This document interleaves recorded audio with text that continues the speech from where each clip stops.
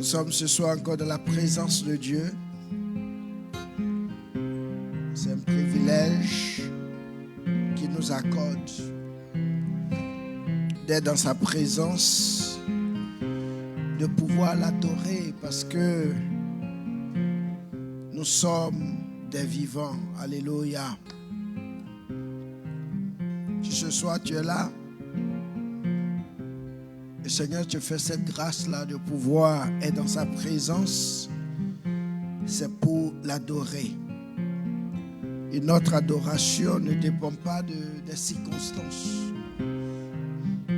Les circonstances de la vie. Alléluia. Parce que nous avons le Dieu créateur de toutes choses, le Dieu vivant. Amen. Amen. Nous allons passer à l'écoute de la parole de Dieu. Et ce soir, je voudrais parler de l'attitude que le chrétien doit avoir face aux situations émergentes, des situations qui peuvent surgir dans notre vie. Amen. Surtout avec toutes ces nouvelles que nous entendons chaque jour. Amen. Quelle est notre attitude en tant qu'enfant de Dieu? Amen. Et cette semaine-là, on parlait à une sœur qui malheureusement a perdu son boulot. Après donc tous ces décrets du président Trump. Et pendant que ma femme lui parlait, elle a dit que si Dieu existe, et ça m'a donné à réfléchir. Amen. Parce que peu importe les situations qui viennent à nous, notre Dieu, il existe. Il est souverain. Il est fidèle. Amen. Et ce soir, nous allons voir deux principes rapidement. Comment nous devons nous comporter en tant qu'enfants de Dieu. Alléluia. Parce que si on ne fait pas attention, devant les situations, nous pouvons dire des choses qui sont très graves devant Dieu. Amen. Et nous devons faire très, très attention. Peu importe ce que nous avons comme problème qui s'offre à nous. Amen. Nous allons lire dans 2 Pierre, amen, 1 Pierre, chapitre 2, à partir du verset 7. Je vais revenir un peu sur le message du dimanche où nous n'avons pas eu le culte. Nous étions sur le Zoom, quand c'était le 19 janvier. Amen. Je vais revenir un peu sur ce message et essayer de l'étoffer un peu. Amen. Parce que sur le Zoom, on n'avait pas assez de temps. Amen. 1 Pierre, chapitre 2, verset 7. Verset 2, à partir du verset 7, je lis la parole. L'honneur est donc pour nous qui croyons, est donc pour vous qui croyez, mais pour les incrédules, la pierre qu'ont rejetée ceux qui bâtissaient est devenue la principale de langue. Et une pierre d'achoppement et un rocher de scandale. Ils s'y heurtent pour n'avoir pas cru à la parole, et c'est cela qu'ils sont destinés. Verset 9 dit, vous au contraire, vous êtes une race élue, un sacerdoce royal, une nation sainte, un peuple acquis, afin que vous annonciez les vertus de celui qui vous a appelé des ténèbres à son admirable lumière. vous qui autrefois n'étiez pas un peuple et qui maintenant êtes le peuple de Dieu, vous qui n'aviez pas obtenu miséricorde et qui maintenant avez obtenu miséricorde. Alléluia. Vous qui autrefois n'aviez pas obtenu miséricorde et qui maintenant avez obtenu miséricorde. Alléluia.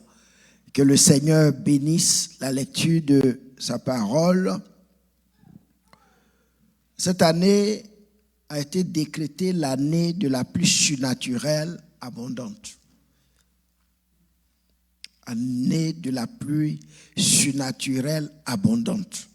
Et cela a été inspiré de Zacharie 10, verset 1, qui nous dit de demander à l'Éternel la pluie du printemps. L'Éternel produira des éclairs et il vous enverra une pluie abondante. Il donnera à chacun de l'herbe dans son champ. Quand nous lisons donc ce verset de Zacharie, le Seigneur dit de demander. Pour qu'il y ait la pluie, ça veut dire qu'au préalable, il y a la sécheresse, n'est-ce pas? Sinon, pourquoi demander la pluie si tout est en train de se reverdir, tout est en train de bien aller? Pourquoi est-ce que nous devons demander la pluie? Il dit de demander la pluie, c'est parce qu'au préalable, il y a une situation de sécheresse. Il y a une situation de manque. Alléluia. Et quand nous demandons donc à Dieu, la Bible dit que l'Éternel produira des éclairs. Il produira des éclairs et il nous enverra une pluie abondante. Et cette année, c'est ce que nous faisons. Nous allons passer le temps à demander à Dieu. Amen. Demander. Pourquoi? Parce que nous avons un manque à gagner quelque part. Et nous allons demander jusqu'à ce que le Seigneur produise des éclairs et qu'il nous envoie cette pluie surnaturelle abondante. Amen. Donc, mais pour demander à Dieu, il va falloir que nous comprenions que la raison pour laquelle nous pouvons nous approcher avec assurance du trône de la grâce de Dieu pour demander, c'est parce que nous sommes ses enfants. Pour aller devant le trône de Dieu, ce n'est pas n'importe qui a accès au trône de Dieu. Vous vous rappelez dans la parole de Dieu dans l'Ancien Testament, c'était les sacrificateurs qui avaient accès à la présence de Dieu. Tout le monde n'était pas invité à aller dans cette présence.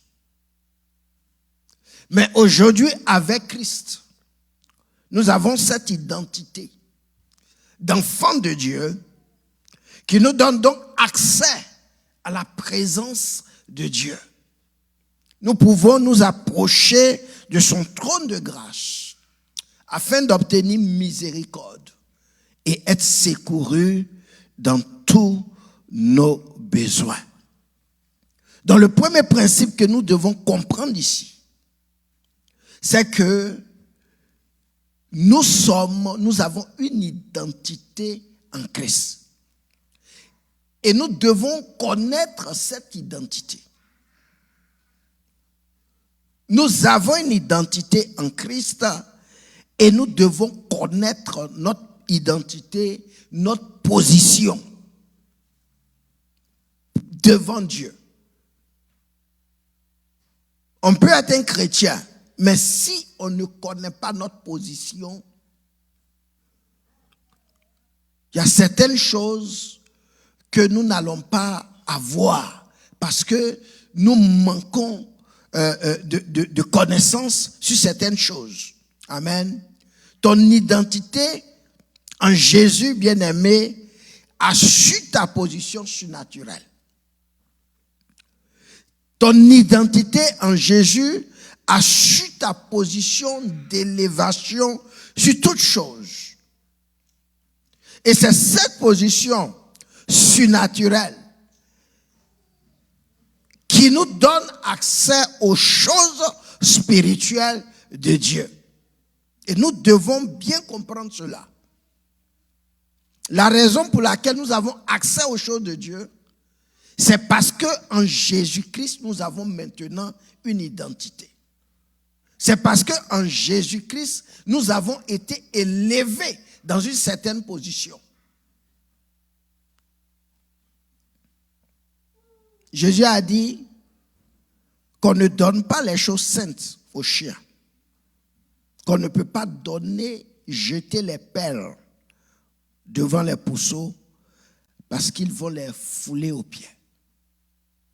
Les choses saintes de Dieu, les choses de Dieu sont pour ceux qui ont une identité avec Christ, ceux qui sont à l'image du Fils de Dieu. Et c'est pour cela, l'année passée, nous avons pris le temps de prier pour être transformés à son image. Nous avons pris toute une année, prier pour la transformation de gloire en gloire en son image. Parce que pour que nous puissions aller dans sa présence, il nous faut être à l'image de notre Seigneur Jésus-Christ. Jésus avait beaucoup de choses qu'il demandait au Père pendant qu'il était sur la terre. Et il l'avait parce qu'il y avait cette connexion avec le Père. Amen. Et donc, quand il allait dans la présence de Dieu, qu'il demandait, les choses se passaient pour lui. Parce qu'il avait cette identité. Il dit, moi et le Père, nous sommes un. Amen. Et tant que nous ne connaissons pas notre position, comme Jésus connaissait sa position, il y a beaucoup de choses que nous allons manquer étant sur la terre. Il faut donc connaître son identité, il faut avoir une identité et il faut connaître sa position devant le Seigneur. Pour décréter les choses sur la terre, pour que le ciel puisse répondre, il faut que nous soyons d'abord des enfants, des hommes, des femmes qui ont été choisis et qui sont les privilégiés de Dieu. Et ça, nous devons savoir que nous sommes celui qui vient en Jésus, qui accepte Jésus comme son sauveur personnel à cause de son identité qu'il a avec le Fils, il est le privilégié du Seigneur. Ça, nous devons le connaître. Et c'est pour cela, l'apôtre Pierre dit ici que vous, au contraire, vous êtes une race élue, vous êtes un sacerdoce royal, vous êtes une nation sainte, un peuple acquis. Donc le premier point ici, c'est d'être de cette race élue, cette race choisie de Dieu. La race choisie de Dieu, c'est l'ensemble de tous les croyants, peu importe la couleur, peu importe de quelle nation tu es. Si tu acceptes Jésus-Christ de Nazareth comme ton sauveur personnel, tu t'identifies donc à Christ et tu fais partie de la race élue, la race choisie de notre Seigneur. Amen. Et parce que nous sommes de cette race, nous avons accès à ces bénédictions surnaturelles. Amen. L'apôtre Paul dit dans Romains 8, il dit, si quelqu'un n'a pas l'esprit de Christ, il ne lui appartient pas. Si quelqu'un n'a pas l'esprit de Christ en lui, il ne lui appartient pas. Tu peux venir à l'église, mais si tu n'as pas l'esprit de Dieu en toi, tu n'appartiens pas à Dieu.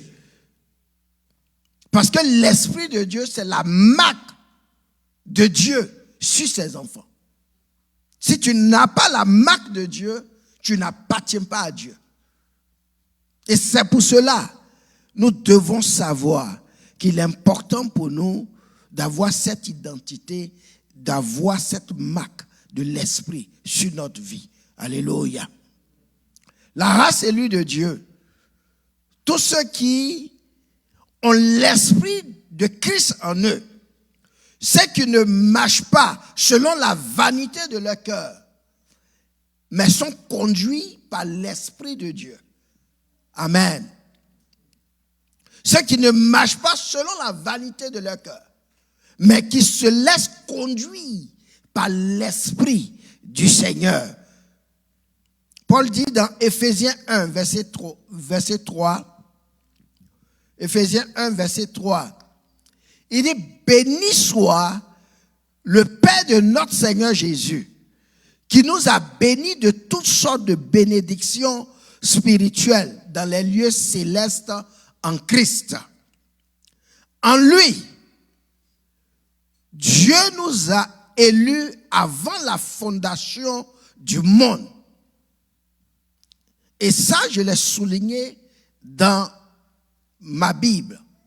En lui, Dieu nous a élus avant la fondation du monde pour que nous soyons saints et irrépréhensibles devant lui, nous ayant prédestinés dans son amour à être ses enfants d'adoption par Jésus-Christ selon le bon plaisir de sa volonté. Alléluia. En lui, en Jésus-Christ, nous avons une identité. En Jésus-Christ, nous avons une position. Et parce que nous avons une identité en Jésus, nous devons savoir que à cause de cette identité que nous avons en Jésus, parce que Jésus lui-même avait été choisi avant la fondation du monde. Il était parmi ceux qui ont fondé ce monde. Amen. Et si tu as donc été identifié en lui, la Bible dit que tu as été élu avant la fondation de ce monde.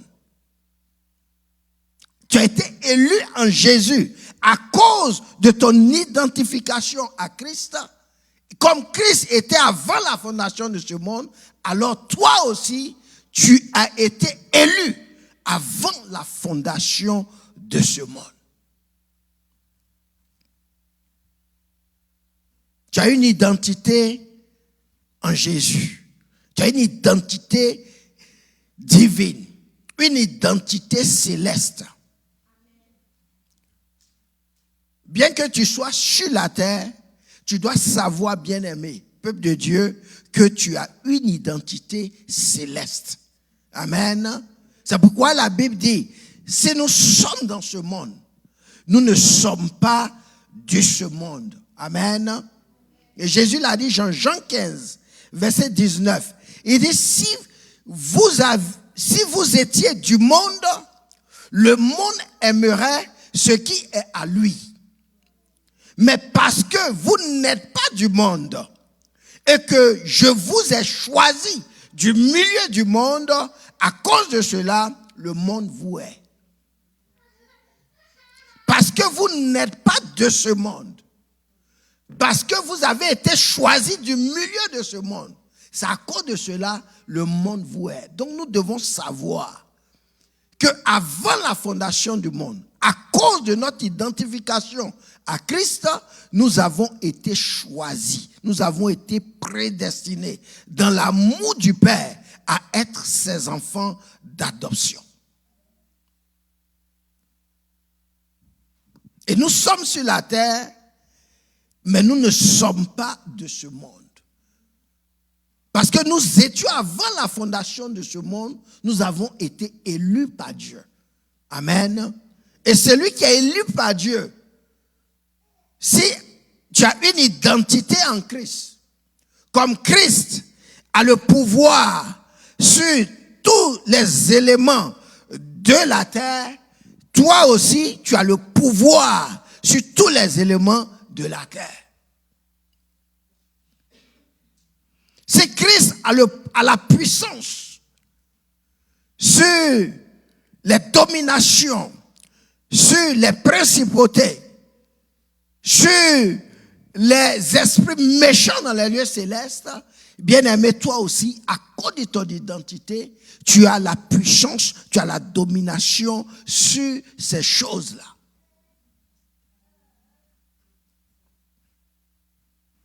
Et il nous faut comprendre ces choses. Nous avons été choisis avant la fondation de ce monde. À cause de Christ, nous avons une identité, nous avons été élus en Christ par Dieu avant la fondation de ce monde. Amen. Nous sommes des enfants d'adoption de Dieu en Jésus-Christ. Donc, bien aimé, mon point, c'est que si tu comprends que tu as été choisi par Dieu avant tout ce qui a été créé, par ce même Dieu, cela va te donner d'avoir l'autorité. Amen. L'autorité en Jésus. Cela va te donner d'avoir la suprématie sur toute chose qui existe. Si tu es de la race élue, tu as été choisi de Dieu avant la fondation du monde, c'est que tu as le pouvoir sur les éléments de la nature. Tu as l'autorité sur la terre et dans les cieux, sur les principautés, sur les dominations, sur les autorités et sur les esprits méchants dans les lieux célestes. Amen. Nous devons connaître notre identité et connaître notre position, qui nous sommes en Jésus. Pour pouvoir vivre sur cette terre équitablement, nous devons connaître ces deux choses. Connaître qui je suis en Jésus. Très, très important. Donc il dit, vous au contraire, Pierre dit, vous au contraire, vous êtes une race élue, un sacerdoce royal, une nation sainte, un peuple acquis. Amen. Ça, c'est très, très important. De connaître son identité en Christ.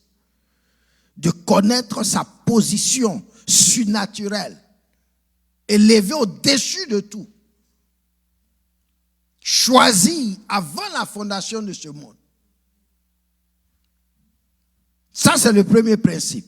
Le deuxième principe que nous devons voir, après que nous savons que nous avons une identité avec Christ et que nous avons cette position surnaturelle, nous devons maintenant avoir la chose qui convient d'avoir, c'est la foi en Dieu. La foi dans le Seigneur. Amen. La chose qui fait la différence entre les chrétiens d'aujourd'hui que nous sommes et les chrétiens de l'Église primitive, ce n'est pas que nous ne connaissons pas notre identité. Ce n'est pas que nous ne connaissons pas notre position en Jésus. Mais notre problème, c'est que tellement nous avons été formatés dans le système de ce monde que, étant devenus chrétiens, il nous est difficile de ne pas penser comme ce monde. Il nous est difficile de croire, il nous est difficile d'avoir confiance en Dieu, de croire en la parole de Dieu, parce que le monde nous a tellement formés à croire et à marcher par la vue. Le monde nous a tellement formés à raisonner comme le monde, comme ce monde. À voir les choses, nous avons été tellement formés à voir les choses, pas dans l'œil spirituel, mais dans l'œil physique.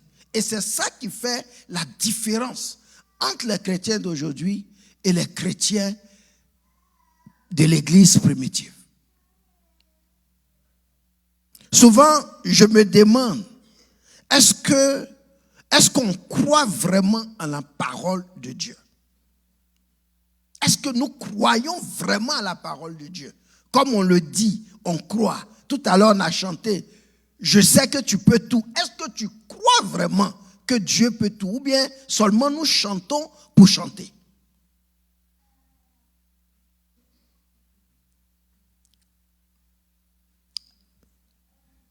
Quand tu dis que tu as la foi, c'est de quelle foi tu parles? Si c'est la foi en Dieu, si c'est la foi dans sa parole, c'est une foi qui doit être totale, une foi qui doit être ferme. Ce n'est pas une foi partielle. La Bible dit, or sans la foi, il est impossible de lui être agréable. Car il faut que celui qui s'approche de Dieu croit que Dieu existe et qu'il est le rémunérateur de ceux qui le cherchent dans Hébreux 11. Sans la foi, il est impossible de lui être agréable. L'auteur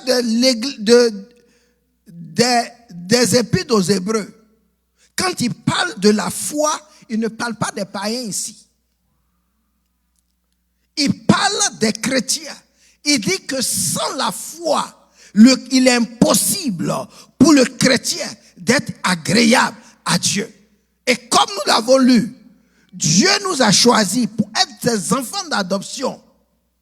Pourquoi? Pour être saints et irrépréhensibles devant lui. Et pour être irrépréhensible devant Dieu, il nous faut la foi. Car sans la foi, il est impossible pour lui être agréable. Car il faut que celui qui s'approche de lui croit que Dieu existe. Donc quand les situations difficiles arrivent, qu'un chrétien baptisé dit si Dieu existe, ça veut dire qu'il y a problème. La Bible dit que celui qui s'approche de lui là doit croire que Dieu existe. Et toi tu dis si Dieu existe, ça veut dire que tu ne crois pas de son existence. Et c'est ça qui fait notre problème. C'est qu'on s'approche de Dieu, mais on ne croit pas même à l'existence de Dieu. Et ça, c'est un problème pour l'église d'aujourd'hui. Nous n'avons pas vraiment la foi en Dieu.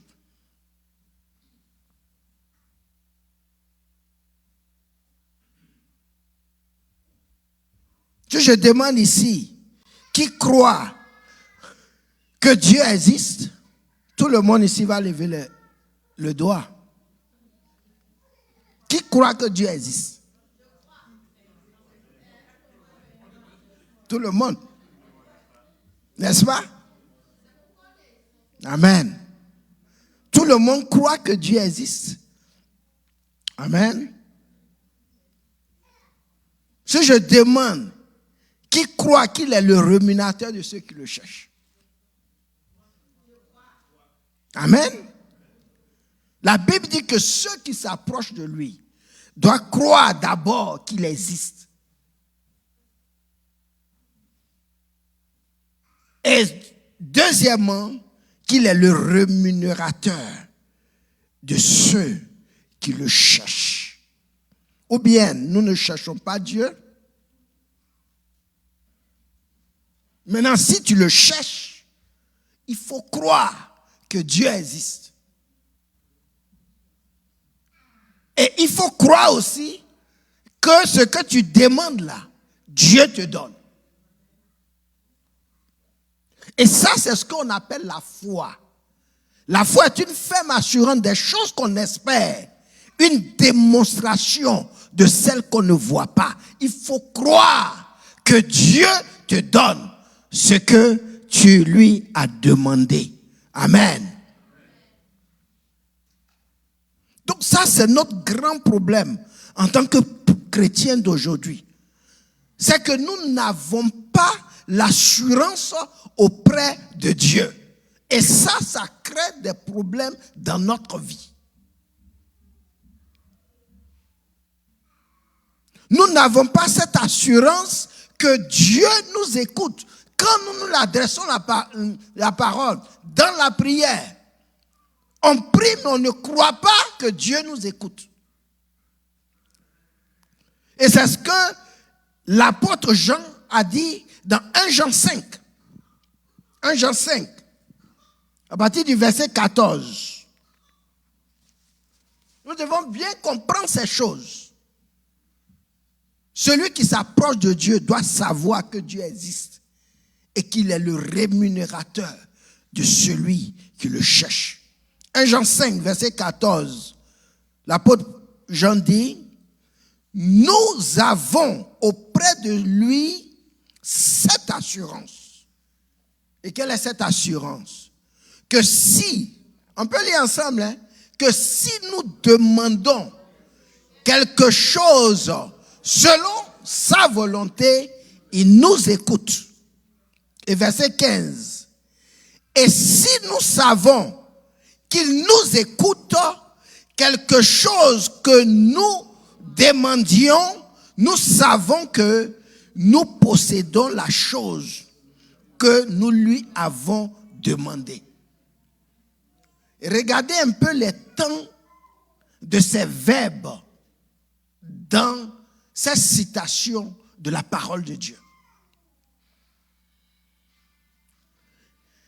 Il dit, nous avons auprès de lui, auprès de qui? Auprès de Dieu, cette assurance que si nous demandons quelque chose selon sa volonté, si tu demandes quelque chose qui rentre, qui cadre dans la volonté de Dieu, tu dois savoir que parce que c'est dans ta volonté, Dieu t'écoute. Dieu t'écoute. Il n'a pas dit nous écoutera. Il dit si nous demandons quelque chose selon sa volonté, il nous écoute dans le présent. Il nous écoute. Quand tu te mets à genoux et que tu cries au Père, tu dois savoir que Dieu existe et qu'il t'écoute. Et le verset 15 maintenant, il dit si nous savons dans le présent, si pendant que tu pries là, tu sais que Dieu t'écoute, quelque chose que nous demandions, c'est-à-dire ce que tu as demandé à Dieu là, tu dois savoir que tu possèdes dans le présent la chose que tu lui avais demandée. Donc ce n'est pas une question de futur. Tu dois savoir que tu possèdes, parce que tu lui as demandé selon sa volonté, tu possèdes la chose déjà. Et ça, c'est ce qu'on appelle la foi. La foi voit déjà qu'il possède la chose, qu'il a demandé selon la volonté de Dieu, avant même que les choses se mettent en place pour lui là. Lui, il croit, il sait qu'il a reçu la chose qu'il a demandée. Parce qu'il a demandé selon la volonté de Dieu.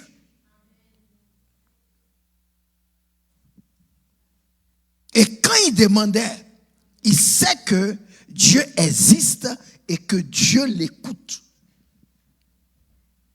Ça, c'est très important. Ce n'est pas d'un futur. La foi, c'est dans le présent qu'elle se manifeste. On ne prie pas pour avoir la foi dans le futur. On prie pour avoir la foi maintenant, au moment où on demande. C'est ce que Jean dit ici. Si nous savons qu'il nous écoute, quelque chose que nous demandions, nous savons que nous possédons la chose que nous lui avons demandée. La foi se manifeste dans le présent. Alléluia. Et nous devons avoir la foi. Et la Bible dit que sans la foi, nul ne peut être agréable à Dieu. La raison pour laquelle nous ne sommes pas agréables à Dieu, parce que nous n'avons pas la foi en lui.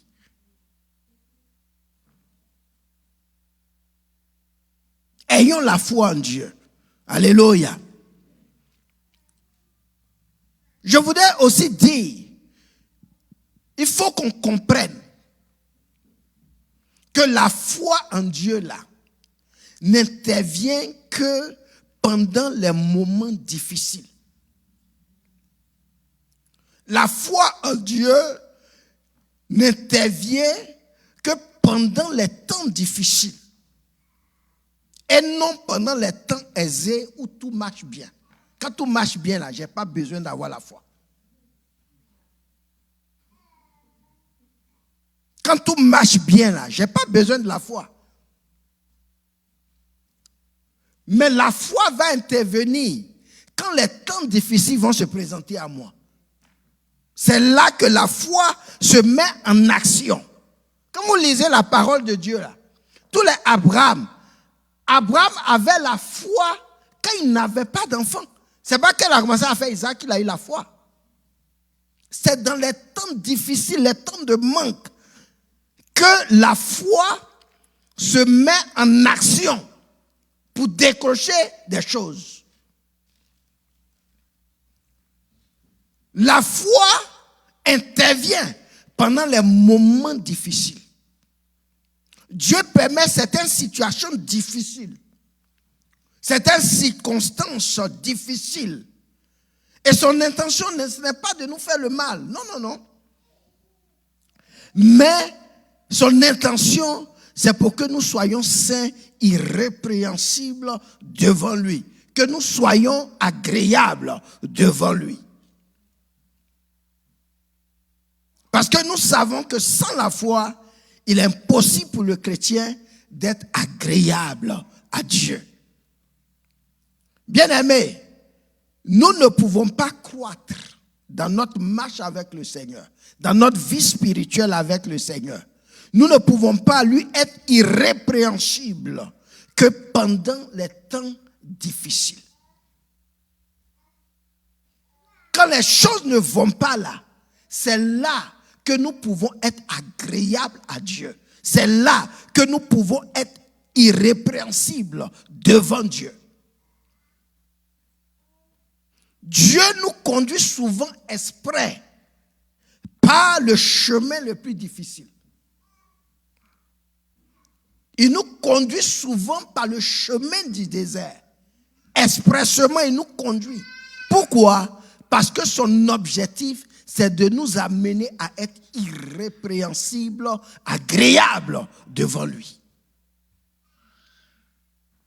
Vous pensez que Dieu va vous sauver, choisi avant la fondation des temps.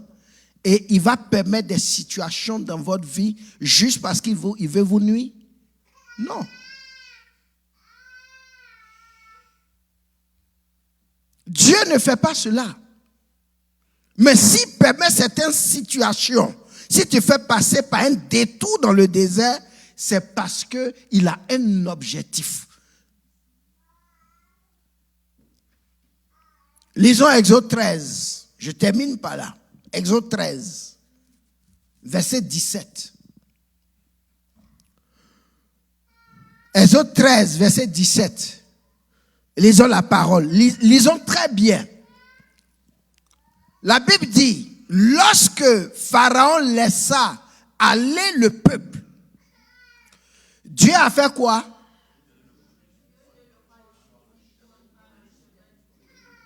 Dieu la négation, Dieu ne le conduisit point par le chemin des Philistins.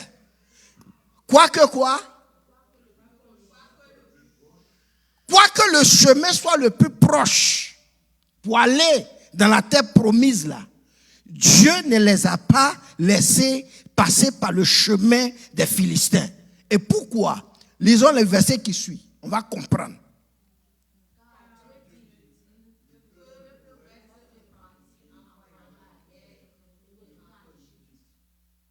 Vous avez compris?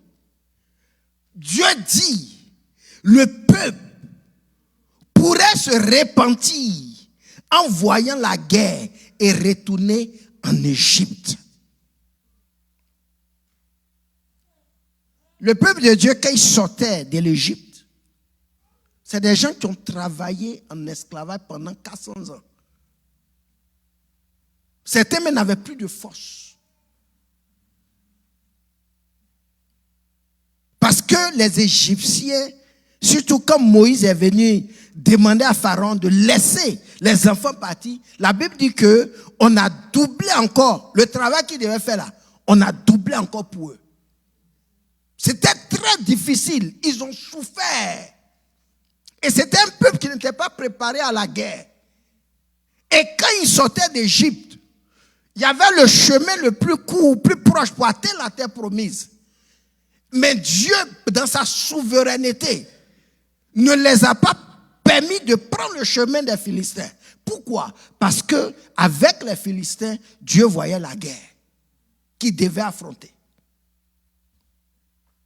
Et ils n'étaient pas préparés à cette guerre. Et la Bible dit que parce qu'ils n'étaient pas préparés à la guerre, Dieu, qu'est-ce que Dieu va faire? Verset 18. Lisons le verset 18.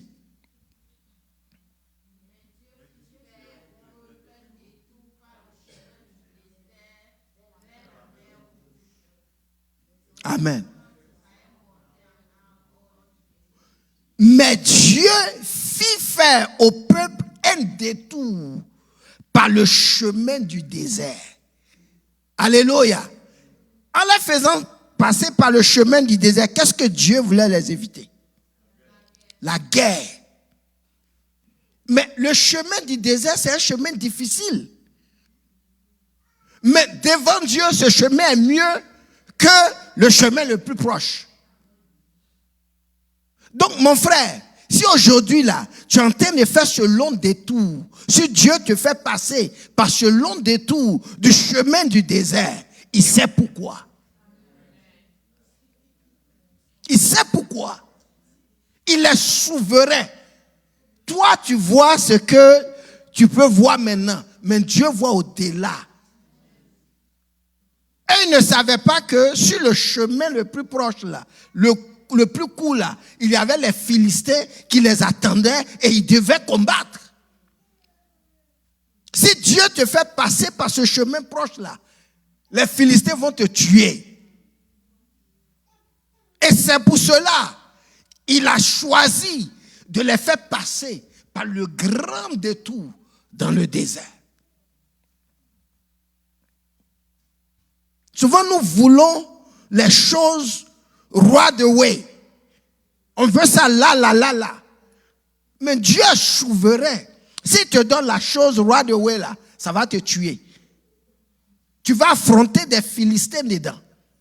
Et comme il est souverain, dans sa souveraineté, souvent il permet que tu passes par le chemin du désert. Ce qui est sûr, à the end of the day, tu vas atteindre la terre promise si tu sais avoir ta confiance en lui. Que ce soit le chemin, par le chemin le plus proche ou par le détour par le désert, le finish, c'est la terre promise. Et Dieu est souverain. Il peut te faire passer par le chemin le plus proche ou te faire passer par le détour, par le chemin du désert. Mais dans les deux cas, tu vas arriver à la terre promise.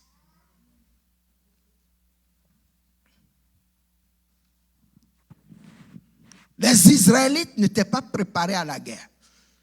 Et Dieu savait cela.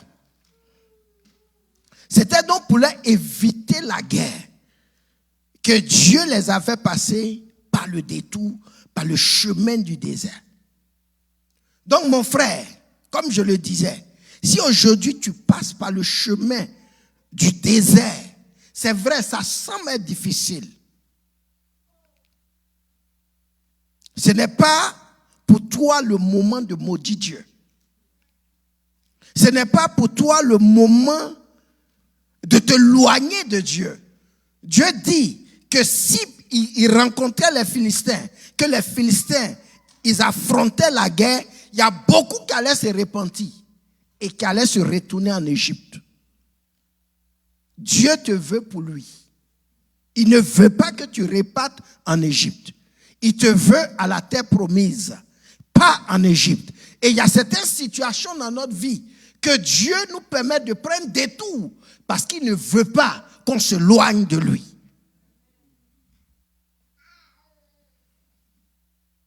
Il est souverain. Donc ce n'est pas pour toi le moment de maudire Dieu quand les choses ne vont pas. Au contraire, bénis Dieu pour sa souveraineté parce que Dieu est souverain dans ta vie.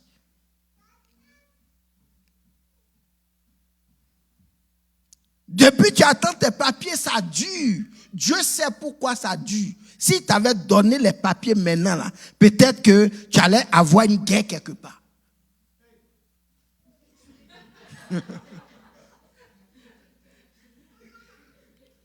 Accepte le détour par le désert. C'est long, mais c'est pour ton bien. Alléluia.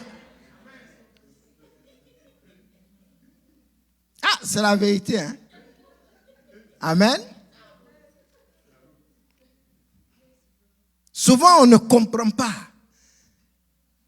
Mais il a fait exprès pour les faire passer par le chemin du désert.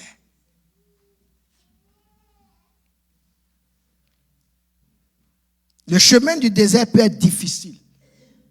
Je suis d'accord que c'est difficile. Mais c'est pour que nous soyons irrépréhensibles. Et pour nous avoir avec lui. Que Dieu te fait passer par ce détour-là. Il y a certaines choses, si Dieu t'avait donné là, ça allait te perdre.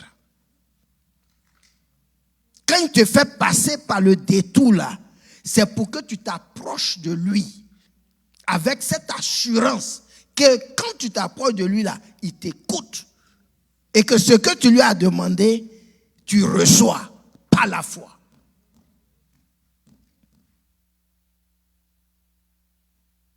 Ce qui est sûr, comme je l'ai dit, c'est que si tu n'abandonnes pas la foi, tu vas arriver à ta terre promise. Tu dois savoir que toute chose concourt à ton bien. Amen. Toute chose, selon la sagesse et la souveraineté de Dieu, concourt à ton bien. Romains 8, 28. Il dit, qu'est-ce qu'il dit? Il dit, nous savons du reste que toute chose concourt au bien de ceux qui aiment Dieu, de ceux qui sont appelés selon son dessein. Si tu es appelé selon le dessein de Dieu, le dessein de Dieu pour les enfants d'Israël, c'était la terre promise, qu'ils occupent cette terre-là.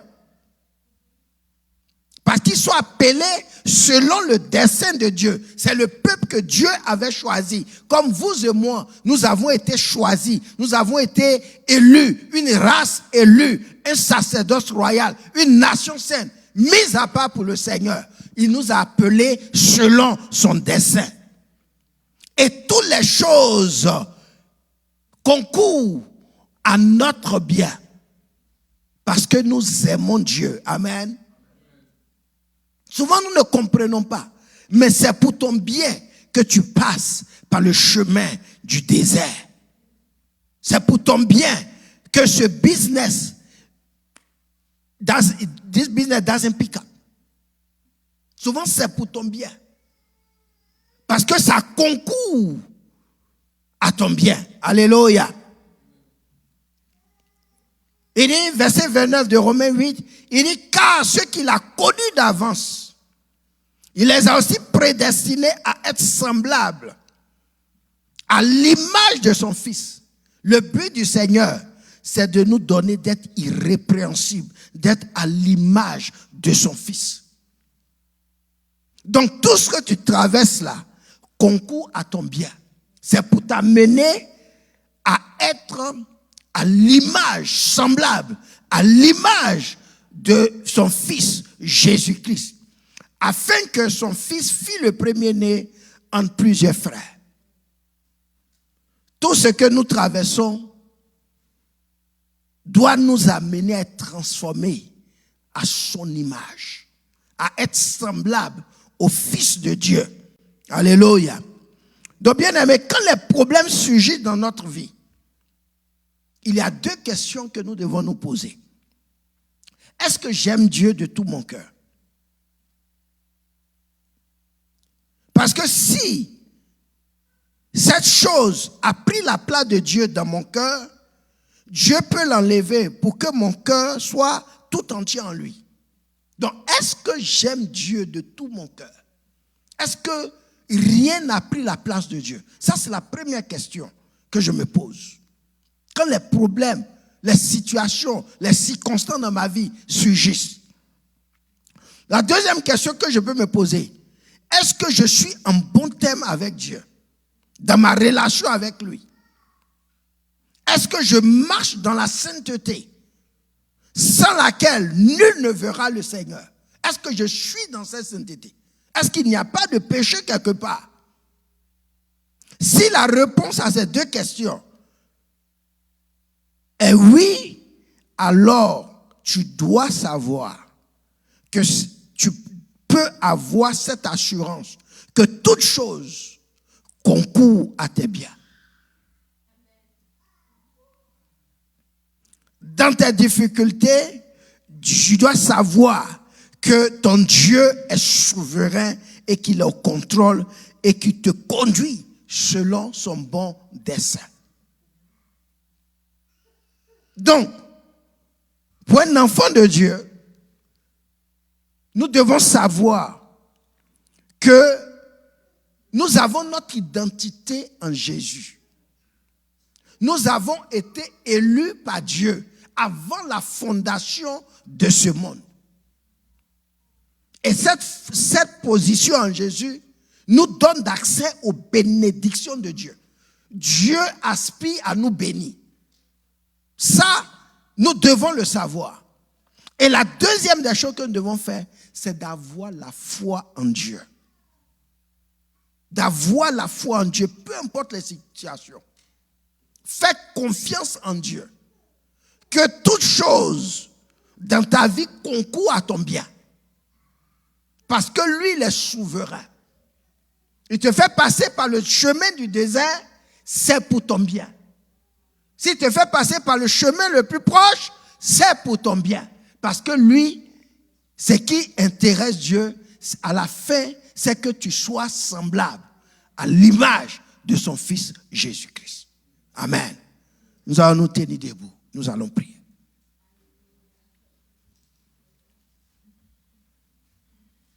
Sans la foi, nul ne peut être agréable à Dieu. Il faut que ceux qui s'approchent de lui sachent que Dieu existe et il est le rémunérateur de ceux qui le cherchent. Tu vas prier ce soir. Le Seigneur s'est adressé à toi.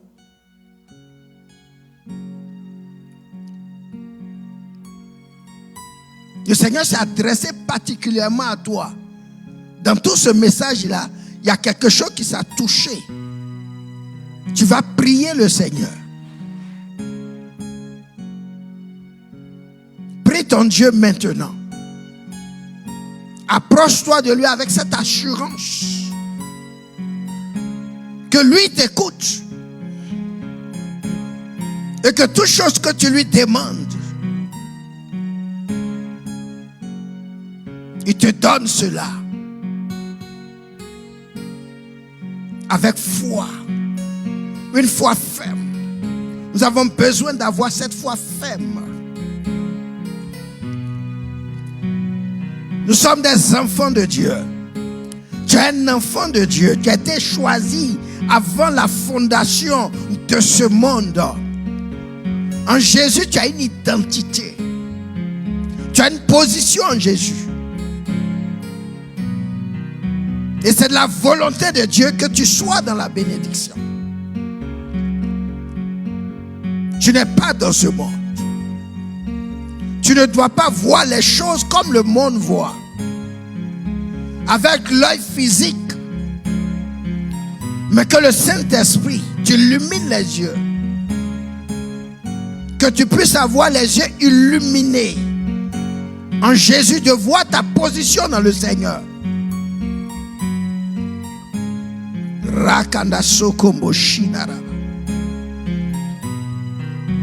Aucune situation n'arrive à un enfant de Dieu sans que Dieu ne soit au courant. Dieu est souverain, il voit la fin d'une chose avant son commencement. Il te connaît, il veut le meilleur pour toi. Il ne veut pas de mal pour toi. Il ne veut pas que tu périsses, mais il veut que tu sois sauvé.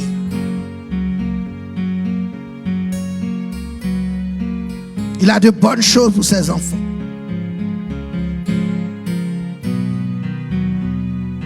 Ce que nous avons besoin, c'est la foi en lui. Et cette foi-là nous manque devant les situations difficiles. Cette foi véritable, sans laquelle nul ne verra, nul ne peut être agréable à Dieu, nous manque en tant que chrétiens. Nous prions pour avoir la foi, une foi ferme, une foi ferme, une foi véritable, que le doute soit anéanti dans nos cœurs au nom de Jésus. Jacques a dit, si quelqu'un doute dans son cœur, qui ne pense pas recevoir quelque chose de Dieu, le doute est un obstacle à la foi. Souvent nous demandons, mais nous avons beaucoup de doutes. Parce que nous voyons avec les yeux physiques. Nous avons été formatés dans le système de ce monde qui nous est difficile de croire en Dieu. Prie le Seigneur contre l'esprit de doute. Que toute la gloire te revienne, Père. Rien n'est impossible à celui qui croit. Et rien n'est impossible à Dieu. Il est le Père fondateur de toutes choses, le créateur de l'univers. Et rien ne lui est impossible. Quand mes forces ne peuvent plus, lui, il peut. Comme je n'ai plus de force, la Bible dit que ce n'est ni par la force, ni par ton intelligence, mais par l'Esprit de Dieu. Que tu aies confiance en Dieu. Que tu aies confiance en Dieu. Alléluia. Merci Seigneur. Merci pour ta parole. Merci parce que tu nous fortifies. Tu fortifies notre foi ce soir. Tu nous donnes d'avoir foi en toi. Parce que toi tu es souverain. Selon ton bon dessein, selon ton dessein, tu nous conduis. Laisse-moi de te faire confiance, que je puisse te faire confiance, même si c'est par le détour du désert. Donne à ton église d'avoir confiance en toi,